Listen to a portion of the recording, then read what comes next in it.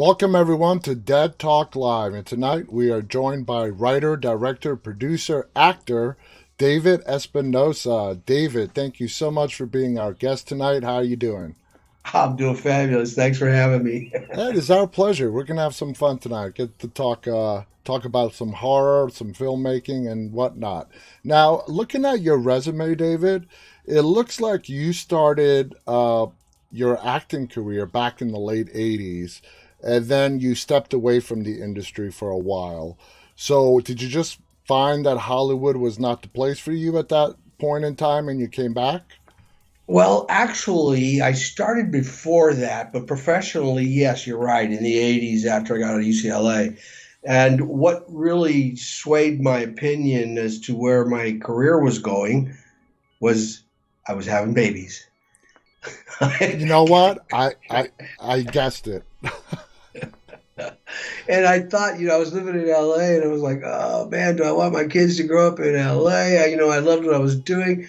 But I've been raised in a family that pretty dedicated parents, and my role model. So for me, it was like I have to be a dad first.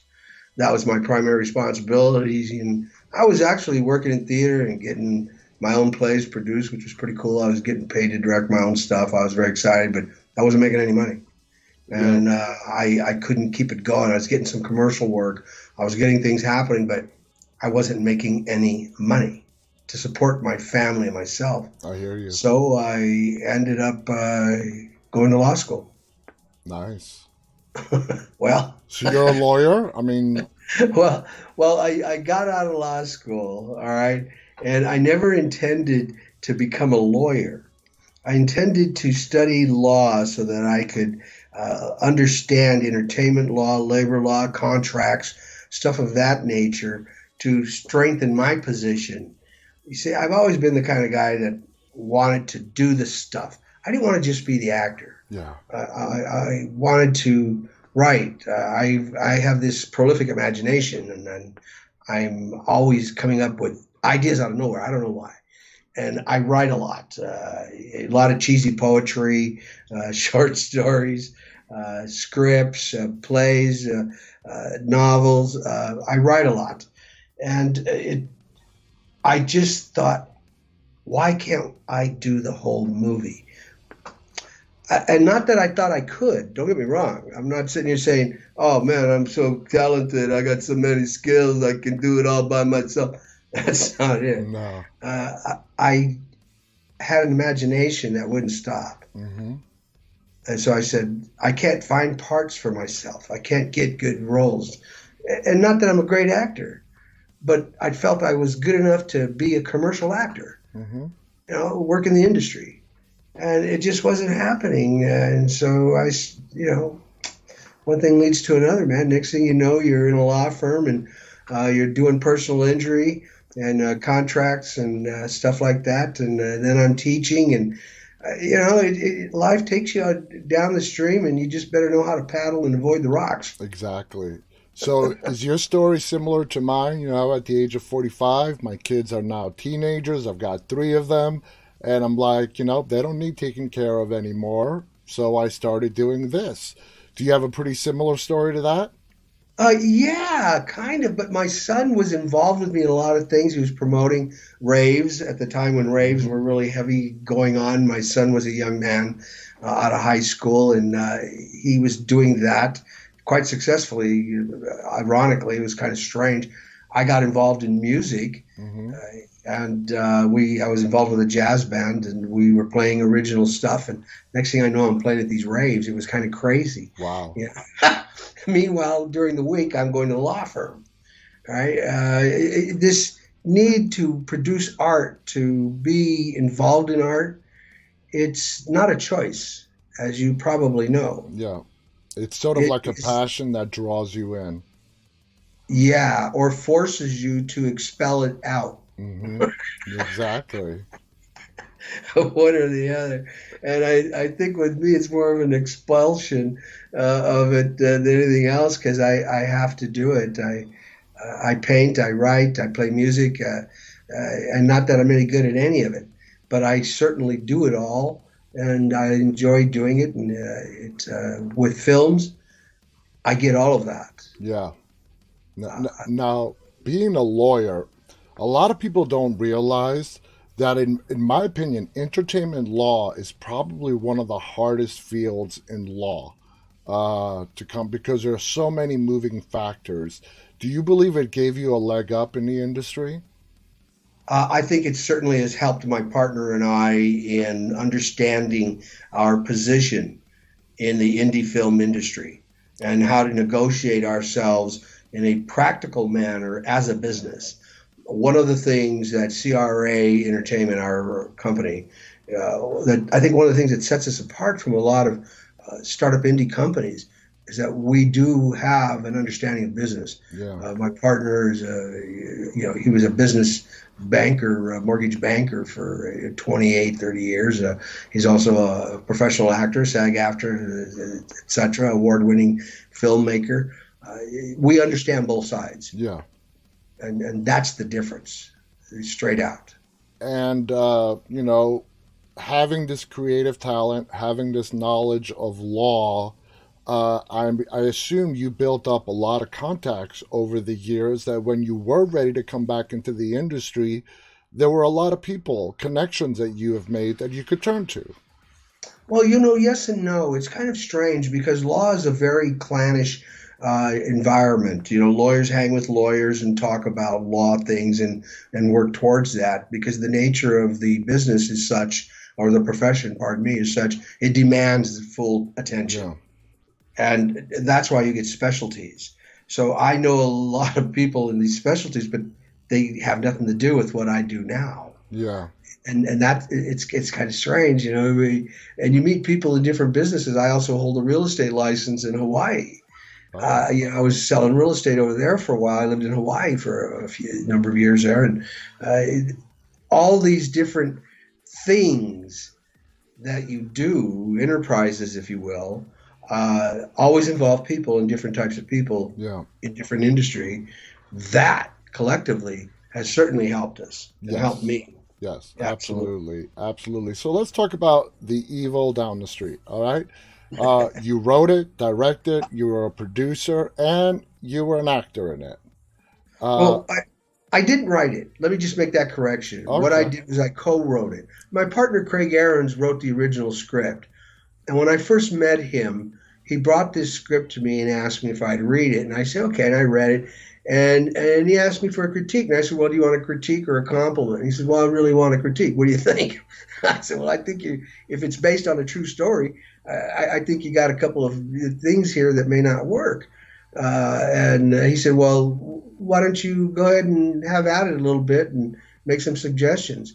So we tweaked it a little bit between the two of us. And we tweaked it enough where he asked, he just told me straight up. He goes, I'm going to put you as a co-writer at this point. okay. I said, well, thanks. I appreciate it. And yes, I did direct it. And I did act it. I played Father Bob Mm-hmm. in it, the notorious Father Bob. Yeah. And co-produced it with Craig. But as a producing entity, I have to say my partner certainly was the lead in that. He took and takes and still does take the lead in that responsibility as a producer. Now you just mentioned a while ago you're a big writer. You've been writing for a while. Is writing out of all the things, whether it's directing, acting, or writing, what would you say is your biggest passion? Would you say that it lies in writing? Wow, I've never been asked that. That's a good question. I've never even thought about that. That's wow. Uh, as I sit here and weigh and balance these things, right? The horns of the dilemma. As I sit and weigh and balance these two things, thinking about them. Without the writing, there is no directing unless I'm directing somebody else's stuff, which I've done. I love directing. There's a certain amount of focused energy with directing that you don't get. But then again, writing has such a creative channel. I don't know, It's just separate beasts altogether. yeah, they're two different processes totally, because when I'm directing, I'm working with actors. And my job is helping the actors find the truth Yeah. within the character and be able to say those lines given that truth. So it's a different focus than when I'm writing. When I'm writing, I'm thinking about other elements. I'm thinking about plot. I'm thinking about character development, thematic understanding or statements involved in it. I'm thinking about action, a conflict, basically conflict in every scene, etc. And does it make sense? So there are two different approaches to it. That's, I think, why I love doing this so much, because artistically, I've never had anything that's involved so many complex artistic elements and people. And that's the other part. It's not me. It's the beauty of watching all these people come together, and it's like they all of a sudden everybody sees it and they're like, yeah, and it's this and the lights this way and the sound. It's amazing to me. I every time I see it, I not only get shivers of fright, uh, but I get thrilled as well. So take us back to the first film you ever directed. What kind of experience did you have when you first took on that role behind the camera? Wow, that was a crazy one. It was a crazy one. I was involved with a film that I first got involved as an actor. I saw this poster for this film that was being developed, and the character portrayed looked so honest and real. Mm-hmm. I was like, wow, that looks so interesting. I was blown away by it, given the subject matter and the character. So I actually contacted them. I said, hey, this is what I do and who I am. If you think I might be of value, give me a call. They auditioned me for a part that they wanted me to do, one of the principal roles. I got cast in it. Wow. And when I started working on the film in about 2 weeks, the director took a hiatus. In the middle of the film. Yeah, for whatever reason, I'm not sure. I soon found out down the line, but a year later, next thing I know, I'm asked if I would be interested in directing the film. Because in being on set with people, you watch what's happening, especially when you see there's some issues. Mm-hmm. It's hard not to say, well, maybe they should do this or try that. And pretty soon people are going, hey, what would you do? And next thing I know, I'm directing this movie, right? Yeah. And I'll be real honest with you. I was never taught film directing in any academic environment. I was trained as a stage director and actor. Mm-hmm. That was my training, straight out. Yeah. And heavy Stanislavski and approaches. But I was trained also as a director by film directors. I don't know, I'm going to really date myself here. Have you ever heard of a director named Michael Gordon? Yeah, I did. I have actually. He's passed away now, Yeah. unfortunately, but he directed all the old Pillow Talk comedies, romantic comedies with Doris Day and Yeah. Rock Hudson. Man, that's going way back. That's what I was telling you. I was going to date myself. This guy, well, I studied with this man, Wow. and he was just an awesome human being, first off, but he really understood film directing and the purpose of what a director's job was. It wasn't cinematography. First thing he made clear to me was that your job is not staring behind the lens of the camera and framing the shot. That's why you hired the cinematographer. The DP. Trust your cameraman. Yeah, trust your DP, exactly. He said, your job is to connect with the actors and help them give life and truth to what they're doing in the best way possible. So I took that to heart, and then from there I've studied films, watching them. I won't even get into how many films I've seen. There was a period of time when I would watch 3 films a day. Every day. And if I liked it, I'd rewatch it and I'd start examining it. Because remember, you're looking through the camera, the director's eyeball, right? Mm-hmm. Why is the camera there, or over here, or up here or down here? And once you understand that that's the same applicability in terms of angle that we use on stage. You So just have a wider variety. it's pretty similar. It's very similar. Yeah. And when I understood that, because that's what lighting does on stage, it focuses the eye Mm-hmm. where we want people to look on a broad scale, a broad shot, fully lit stage, or on a really tight romantic shot, downright Yeah. out stage, playing it soft and romantic. So, it's the same thing with camera usage, if you think about it that way. And so once I started getting why, I started making some sense of it. And trust this, man, I'm no great director. Okay, I'm a student of life and the arts, and I'm just blessed that somebody thinks it's worthwhile to watch, and that actors trust me.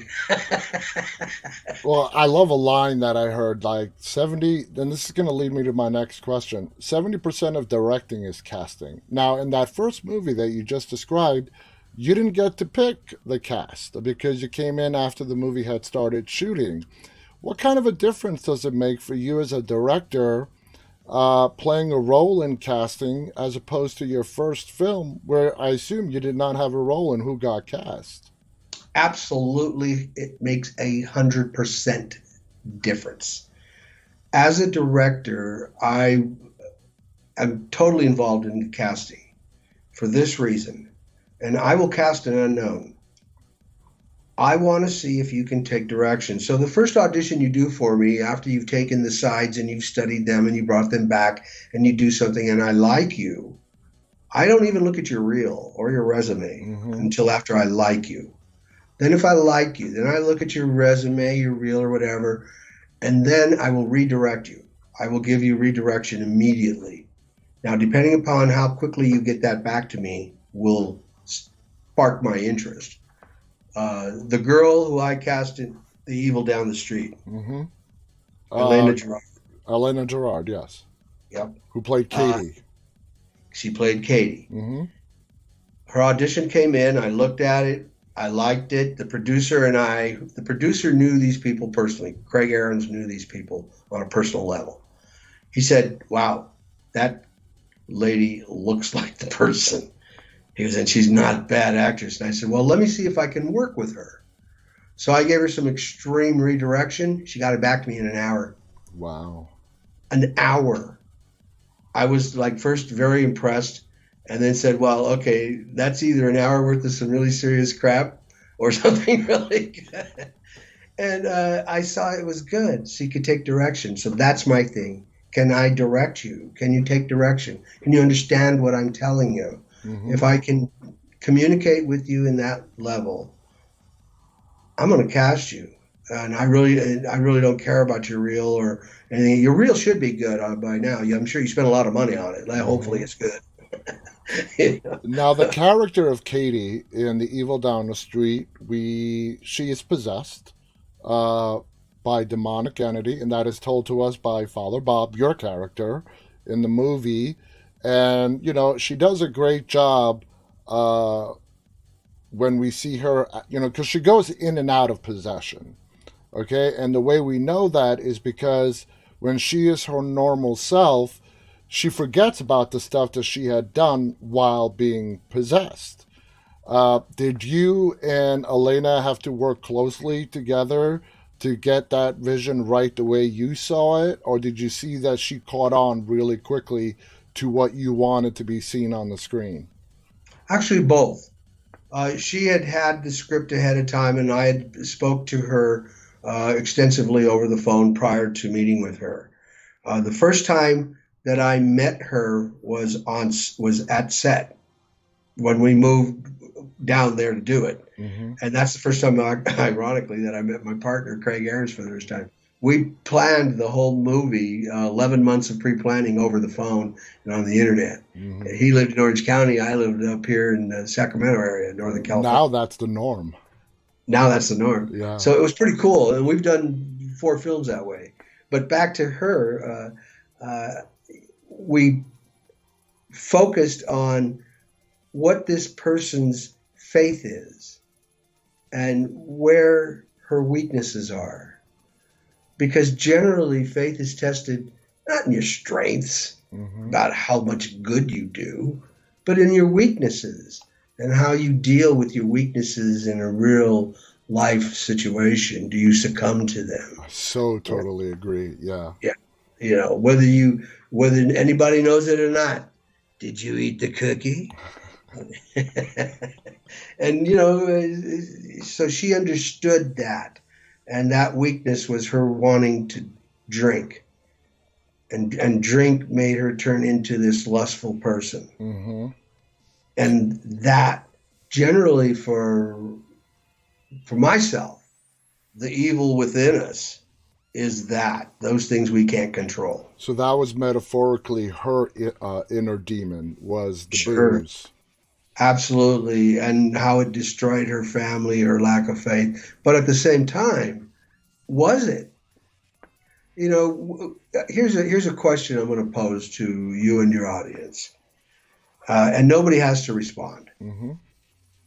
Do you believe in demons and ghosts and the supernatural? Now, hold that thought. If so, how could you not believe in God? Exactly. And so, yeah, it's a paradox, and it's a truth. If one is accepted as such, the other must be as well. Same dream goes, do you believe in God? Oh, yeah, then you have to believe in the devil. Thank you.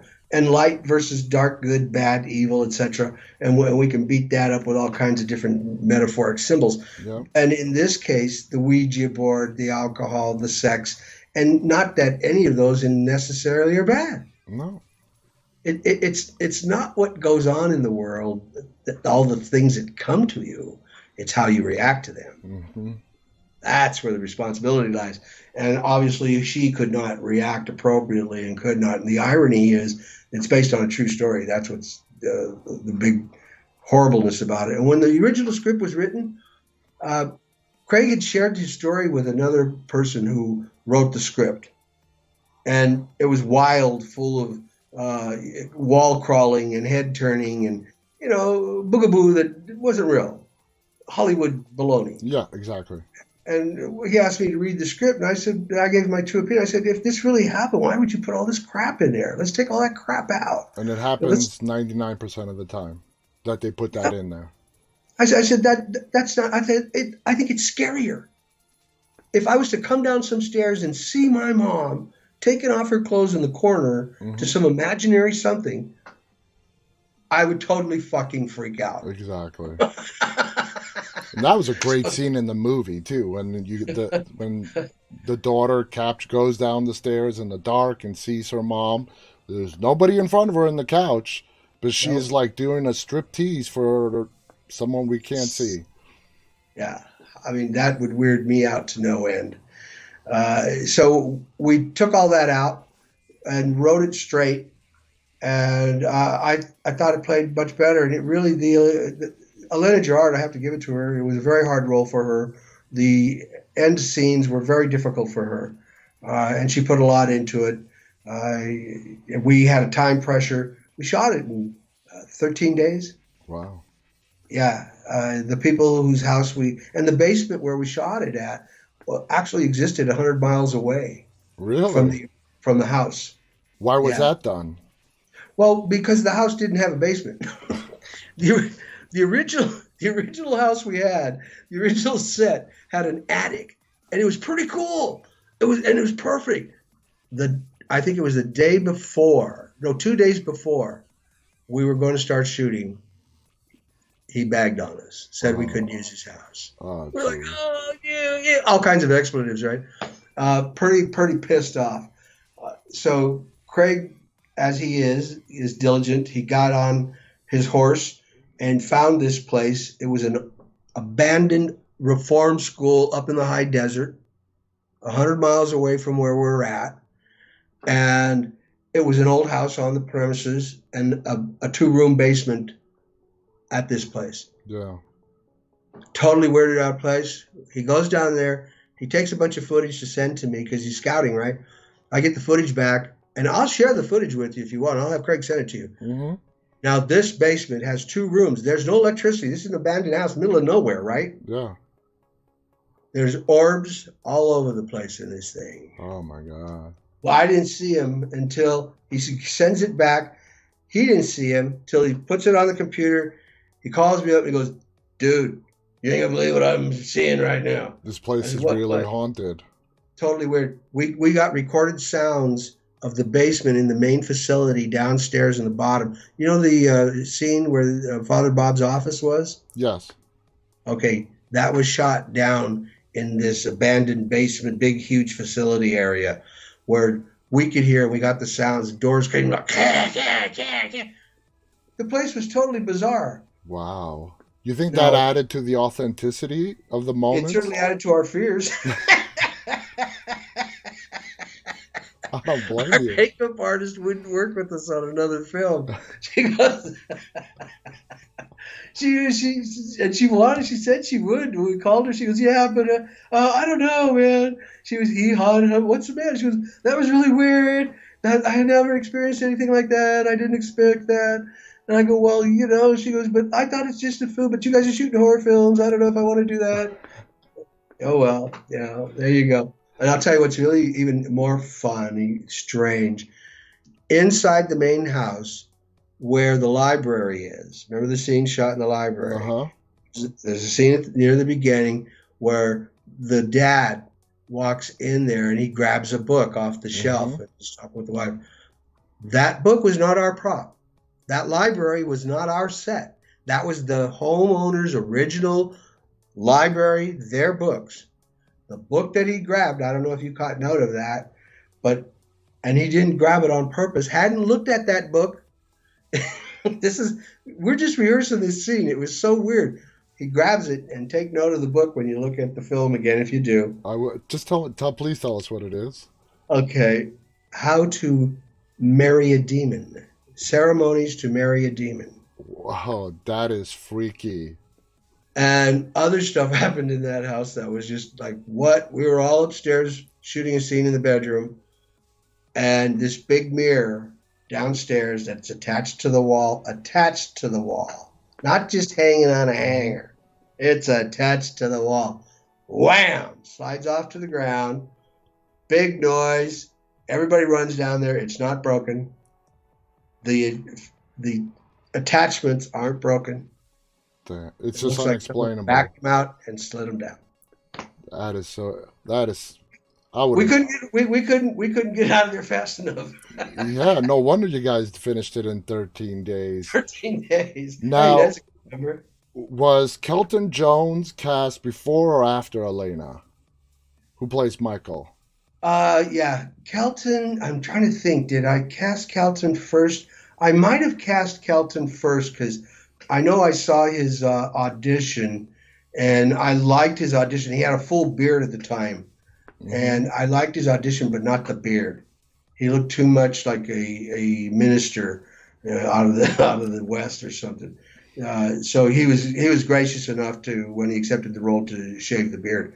But I think I cast him first. Yeah, I think I did. I'm not certain. Did casting Elena play anything to do on how well the person you did cast for Elena the chemistry they would have with Kelton? Yes, we had them read together, and I have to see that they're comfortable talking to each other, touching each other. You can tell when somebody's not. Yeah. I was working on a film where one of the main actors, her husband, the guy who played her husband, she was so uncomfortable hugging him and kissing him. It was so obvious. It was so difficult to shoot the scene. He would go up to her. He was a big guy, but he'd go up to her and he'd touch her shoulders and he'd say, "But I miss you, dear." And he'd go to kiss her and she'd be like,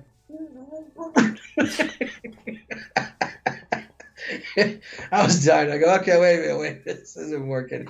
Let's stick a lemon in her mouth, make them lips pooch out there or something."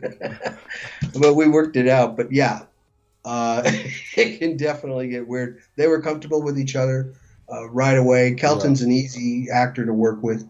He's very comfortable to work with. He doesn't fight direction. He understands stuff. If he doesn't and this is what I like about certain actors. they may not even understand why you want them to do what you want them to do. Mm-hmm. But they're so good at what they do that they just do it. And then afterwards they go, oh, okay, I see it. Yeah. And that's when you're working with professionals. Exactly. And it's the actor having trust in the director and vice versa. True. I definitely believe it. Now, let me ask you about the budget. Did you have a really, really small budget for The Evil Down the Street? Yes. Okay. Now, when I was watching the film, you just explained it, but I thought the subtle ending when it came to the cleansing, now I know it's because you wanted to not add all that Hollywood special effects, crawling the walls, and all that. You wanted to keep it realistic. How much of a factor was the budget a factor in the ending? Actually, it wasn't any, because the way the script was written, there was a lot of dialogue and stuff that was exchanged between Father Bob and the demon, and the demon allowing Katie to come in and out at certain points just to play on Father Bob. Yeah. We were so pressed with time with our commitment to the homeowners on when we would get out. We were down to the wire with that. We had to readjust the script. They needed their home back. We had been there like 14, 15 hours a day straight, 6 days, driving them crazy, right? Yeah. In their beds, in their kitchens, everything. We just we take over everything. And I warned them ahead of time, but oh, we're going to put our house in the movies. How cool, right? Yeah, and then reality sets in. When are you leaving? Is this going to take forever? What are you going to do? But, that it is what it is. Now, your character, Father Bob, okay, through the demon, when the demon is talking through Katie, she references a 12-year-old boy, Right. wetting the bed, and Right. it references to, it implies that Father Bob had a difficult childhood growing up. Something happened to him, but it was never fully explained. Was that how the script originally went, or was there a backstory in the script that ultimately, when you were directing, you felt that it was better left unsaid? Originally, the script was written. Father Bob was a wired-framed, glass-wearing, bald-headed, chubby old man. Friendly neighborhood Father Bob. Hello. Not me. No. And when I was asked to play the part due to economic insufficiencies, Craig says, "Hey, man, why don't you play Father Bob?" I said, I don't know. I said, I really don't like the character. That's not me. And he goes, well, write it any way you want. I said, well, all right. So what I really just did was change the backstory for him. Okay. So I made him the guy who grew up in the street, come from the hood. His mom was a junkie, had a tough life, went to prison, tattooed himself with crosses to keep evil out of his life, drank. He was who he was. He wasn't all that nice a guy. He dealt with demons. Yeah, exactly. He wasn't concerned if you liked him or not. Now, the movie, like it's noted in the beginning of the film, and you also said as well, is inspired based on a true story.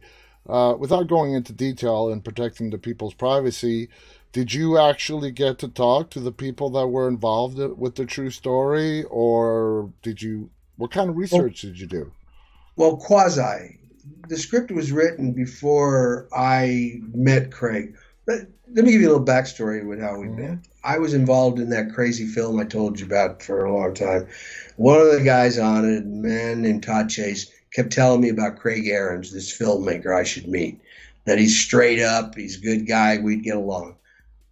For about a year and a half, he hounded me.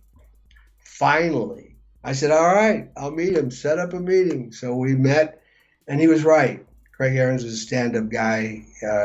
He was into the real deal. He said he had this script. Craig wrote the script. He knew these people personally. Okay. I didn't. So I accepted as truth what he presented, except for all the Hollywood, stuff. Absent that, I accepted it as truth. And that's when I said, wow, wow. How long? And he knew him for quite a while. He knew the family for quite a while. He saw some crazy stuff that went on, and that to me was frightening. If you addicts and people who are demented from drug use, extreme drug use, they're not right, and they do crazy stuff. I knew this guy who thought demons, not demons, but people who were trying to rip him off were coming out of his toilet, that they actually lived in a room down there. I'm like, man, ain't you a little worried when you sit down, man? But yeah, so how do you deal with that? I accepted it as truth. Now, here's the thing. Think about comedy for a minute. How crazy some of these antics are and whatnot, and what makes it really funny for you? It's when they play it for the truth of the matter. Yeah. When they really play it for the reality, that's when it's funny. That's why the Three Stooges were so damn funny. They played it for the reality. Exactly. That makes total sense. Now, I assume you were, after the shoot was done, it goes into post-production. I assume as a director, you stayed with it, throughout the post-production process. Going back to the ending, through the cleansing, I guess we could say, of Elena, and then that final scene with the car pulling out of the driveway down the street, and we see the curtain on the second floor window, closing, like the demon is still there. Did you have to, working with the editors, did a lot of stuff end up on the cutting room floor, or, did you manage to put in everything that you wanted into the film? Two things. One, as to the actual ending, the cleansing aspect that you were referring to, that we had to cut around a lot of stuff. Okay, we had some issues with that. As to the actual ending, the drive away, the curtains, none of that was through editing. Yeah, I had the opportunity to work with a guy I really liked. His name's Dan Watt. He's done 3 films with us as a DP, and we set the shot up so that we could get it to look like exactly what you saw, like the demon's still alive in the house. He's whatever, because you can't kill a demon. No. How can you kill any spirit? That's ridiculous. And let me just tell you, when you see the curtain closing as the car is pulling out, with no words being said, and the cinematography, it tells us, the audience, the demon is still there, but he's hiding. He's hiding. And what does that tell us? Let's take it as a metaphor and a social statement for a moment. What does that tell us as a society? Our demons are never stopped, killed. They're always held at bay. The temptations that we have, whether it's because we want to eat more food, drink more booze, have more sex, or do more drugs, whatever the hell it is, the temptations that we have never stop. We hold them at bay. Remember our statement I made earlier. It's all these things in our lives come at us. That's not it. It's how we react to them. That's it. So the statement there is that the demon is, as in all of us, always alive and willing to surface if we let it, if you feed it. You can feed that demon love and quell it, shut it the hell up, and it's done with you. Or you can feed it a lot of hate, misery, and grow it, and it'll become a monster. And it consumes you. Over. Yep, take you over. And so we write, when I'm writing, I try to infuse my writing not with didactic dogma, think my way or the highway, and it's all about God or I'm going to kill you. No, I love God. I'm a faithful believer, straight up 100%. But that's my choice. Yeah. But in the films that we make, we do try to have a statement about love, caring. That's important, and all our films will always contain that. I hope never in a didactic manner. We try to quell that if it does surface. Our job is simple: entertain, inform, and hopefully enlighten. And if we can just entertain, we've done our job. Yes. If the other two come around to be, right on. We got the bonus going on. So where does horror sit in your personal preference? Have you always been a fan of horror? Is it something you learned to gain appreciation with as the years went on? I mean, tell us about you and the horror genre. I have watched horror movies since I was a kid. The first movie that ever scared me was the original Frankenstein. Mm-hmm. I saw it. I think I was about 6. I was so scared I couldn't get out of my seat. I crapped my pants. My brother sitting next to me was so disgusted. He's like, we went to the movies all the time. So I did. And I mean, we worked for the weekends just to go to the movies, my brother and I. We were pretty poor. But he sits next to me and he kept going. And he goes, is that you? What'd you do? I was so afraid of Frankenstein. Oh, man. And I've always loved horror movies, and I've seen all the classic horror movies straight out, all of them, including all the B's, most of the B movies. But I'm not a blood and guts fan, even though I've seen Last House on the Left, the original Texas Chainsaw Massacre, which got me up out of my seat. Yeah. I lost where I was. And when I see reality movies like Last House on the Left, it shocks me. I don't prefer to handle blood and guts for blood and guts. You like psychological horror? Yes, I'm not into. Now, don't get me wrong. If there is killing and it's now this sounds crazy, purposeful, then it's okay. Mm-hmm. And I'll give you an example. Okay, let's say let's just take a classic, The Wolfman. Mm-hmm. Okay, he can't help who he is and doesn't want to be who he is. But he has to be who he is. Yeah. And he fights against who he is. But he knows he's going to kill you.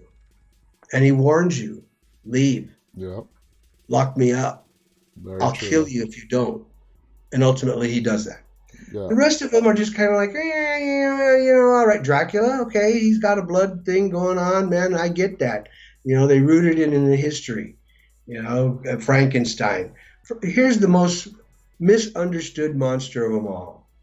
When I first saw Frankenstein, I was scared because of the obvious. I was a kid. Mm-hmm. All right, and there he was. But as the years went by, I realized the real monster in the original Frankenstein movie was Igor the Helper. When Frankenstein first came to life, the monster, he was innocent and ignorant, even though he had the mind of a madman, a killer. He was still innocent and ignorant because he had died. He had died. And when he comes up, he's actually like, oh, and he's gentle and he's not fighting with the doctor or nothing. And that stupid Igor gets up to him and starts poking at him and stuff. And he's, and then he starts with the fire. Remember when he meets the little girl? Mm-hmm. Sure, classic scene. That's the whole purpose. And he sees the little girl, and the girl's not afraid of him. And the girl goes, hello, hi, you want a flower? And he gets all, because it hit his innocence. I think Frankenstein is the most sympathetic of all the monsters, the werewolf. Yes. Yeah. Yes, absolutely. And the town's village and the ignorance and everything else made him the monster, and ultimately he has to become that to protect himself. The other night on Svengoolie, they played Son of Frankenstein. Bela Lugosi plays Igor. Yeah. Boris Karloff plays the monster. Basil Rathbone plays the son of Dr. Frankenstein. Comes back, brings him back to life. Extremely well acted. The sets are gorgeous. It gets a little hard because they don't put music to everything. Mm-hmm. And not like most movies now, where we use music so much, to pull the emotions and keep them in the movie, But that didn't. It worked on light, movement, sound. Was very scarce, but it was a very well done movie. It was a long movie too, a very long movie, but extremely well done. How do you compete with those nowadays? Alien. Scary movie. And look how Oh, yeah. little they showed the monster at the beginning. Hmm. You know, you got glimpses of man. When he You know, and first then he's bursts gone. out of the chest. I mean, it's just Yeah, this little exactly. tiny thing. Yeah, I loved Alien. I thought it was a scary movie, you know. But all my life, yes, Exorcist. I loved it when it first came out. I went home. I was a grown man already. Went home and thinking about The Exorcist scared me. You know, Amityville Horror. Okay, You and know that what whole. scared me as a little kid? This is going to sound ridiculous, but the flying monkeys in The Wizard of Oz. Oh, are you kidding? My wife to this day is terrified by them. That terrified me. But they were scary. Mm-hmm. And we're talking They about were. 1939. Yeah, and look what they're doing. They gut the scarecrow. Mm-hmm. I thought that was a horrendous scene. Horrendous scene. You Yeah, know, and so, the Wizard of Oz is not a horror movie. I mean, it's not. well, are you sure? I don't know. I mean, it scared It's a me. fantasy. It's certainly a fantasy. You know, but think about some of the great types of fantasies. Alice in Wonderland. Yeah. You know, a drug-induced crazy dream. You know, with people getting their heads chopped off and you know, Mm-hmm. caterpillars smoking dope and coming alive. I mean, Yeah, you're right. Those are, if you really look at the core of these movies, like The Wizard of Oz, Alice in Wonderland, they are kind of scary. yeah, yeah. It's like the old cartoons. I'm I taught for a lot of times, and I had a Saturday morning contracts class I was teaching to graduate students, and it was at 8 a.m. So I tell them, look, I get up and watch cartoons. You know, okay, you stimulate the brain, right? Yeah. So I tell them to watch certain cartoons, and if they came and they told me what the cartoon was about, I'd give them extra credit. So, but the cartoons are extremely sophisticated, and the jokes are adult jokes. Bugs Bunny and Daffy Duck. If you Oh, listen yeah. to what they're saying, you're like, what? It's crazy, I man. So remember that. Yeah, yeah, yeah. I mean, what are your feelings? Like Frankenstein is a good example. It's been redone on TV and movies. Robert De Niro played right, the Frankenstein's monster. What are your feelings? Taking classics like that and rebooting them. difficult. It's a I think, yeah. You're taking on a big responsibility. yeah, you are. The problem that you need to overcome is how the monster loses its evilness. You Hmm. see, what happened with Frankenstein is it became play. You know, pretty soon they met Abbott and Costello. You know, and we went on and on and on. Mel It Brooks became a did joke. Young Frankenstein. Thank you. I love that film, I but do yes, too. exactly. And then we had the Munsters. Hmm. Let's just really sum it up. And so once you take out that scare, what are you going to do with that now if you try to redo it? It's difficult. Not only Yeah. that, the original, taking something original, and how do you redo that? I mean, it was such a difficult thing. Star Trek, as an example of technology, one of the few types of films that can do that Hmm. because they can continue to redo greater technology and the imagination that way works much differently on computers than it does, you know, with film. Yeah. So I don't know. I think it's like Dracula. We have an idea for a Dracula film that we were thinking about, a vampire film. Like, how many vampire films have you seen? A lot. And, oh my God, there's so. And I got to tell you, I'm like, I really don't want to do a vampire film. I mean, come on. It's like, You what know? else can we do differently that has not been done? Exactly. It gets crazy after a point. We did a film called The Crumbs, Hmm. and it's out there right now, and it's a twist on a lot of sick people in the world and how what we do to survive, how humanity is. And there's cannibalism in it, there's incest, there's some things going on in this film, but we tried to create characters that interact in such a way that we bring their humanity out that's appreciated, Hmm. and understood. Now that's kind of difficult when you got a family of murdering, Yeah. incestual people. Like trying to find sympathy for the Sawyer family in the Texas Chainsaw Massacre, you know? Thank you very much. How do you do that? Well, we think we got pretty close. Some of the best comments I've heard about the Crumbs was, at the end, I felt like I didn't feel like I should hate them or not like them. I kind of liked them. And that was the point of the film. I wanted to get people to think about themselves, how we judge people. And, so if I showed you this little old grandma who made cookies for everybody and occasionally she slit the throat of a bad guy, would you still hate her?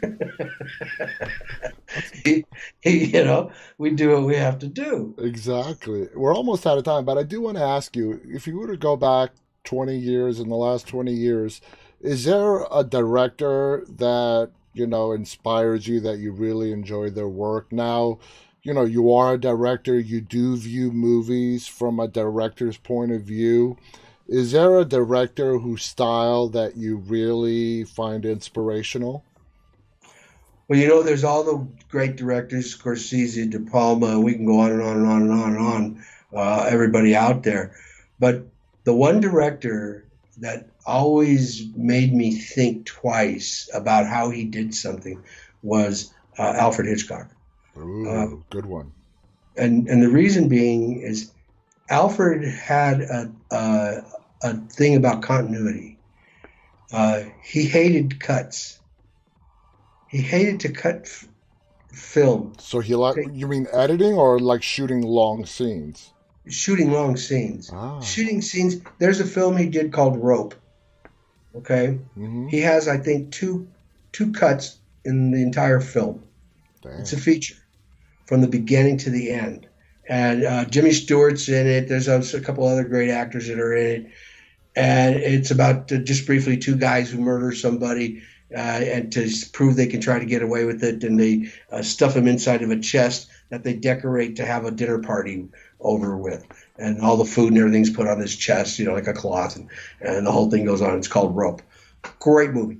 But everything else he did, he always looked at how can I continue the shot and keep it so that the eyeball doesn't feel like it's being taken from here to there, to here, to there, to here, to there. All that clippiness, and it gets rough on the eyeball. Mm-hmm. The eyeball likes to move calmly and see things and make sense of stuff. It doesn't matter if it's fast, as long as it's still making sense. And by that, I mean it's not disjointed. Exactly. Cut, disjointed, cut, disjointed, cut. And I think he had that sense of expectation with what somebody wants to look at. I mean, take Psycho. How many shots it took to get that chop scene, the stabbing scene inside the shower. Wow! Incredible amount of shots he took over a period of a week to get that one scene. Yes. And that's the type of stuff. As they say, I think it was Scorsese said, it's the little things, Mm-hmm. the details. My friend, my partner, Craig Aarons, madman about that, supervises all the editing with our work. Little tiny stuff, a tenth of a second, something. Well, look what happens. I love that. That's crazy. Because all those little details add up. Absolutely, they become a big detail. and I think the art of the long shot, it's more directors are trying to embrace it. I feel I see it now more and more, and I notice it that there's no cut. It's the camera following the sequence, the people going from one room to the next and whatnot. If you've seen the film The Crumbs, our film The Crumbs, the opening shot, the opening scene was 5 scenes we shot in one take together, take, all the way to where the big guy Lenny grabs the club after strangling the guy upstairs, grabs the club downstairs and is getting ready to run out to the lab and help the doctor. From the beginning inside the car, when it first starts, all the way pulling into the driveway, out of the car, into the house, and everything they do, and including up the stairs is all preset. I like to work with newest cameras. I always do. And my camera people were so on it. They were so, we walked through it a couple times. And I said, now remember, once you get out of this spot, you got to get out of the frame. You got to run around back and pick up this position. He goes, yeah. One take. At the end of that take, the entire set exploded. People just, wow, they couldn't believe, because I said, folks, we don't have a lot of time. It's late. This is it. We got one shot. They did it. And you nailed it. You nailed it. 5 major scenes, from exteriors, interiors, including cars, and moving upstairs and downstairs.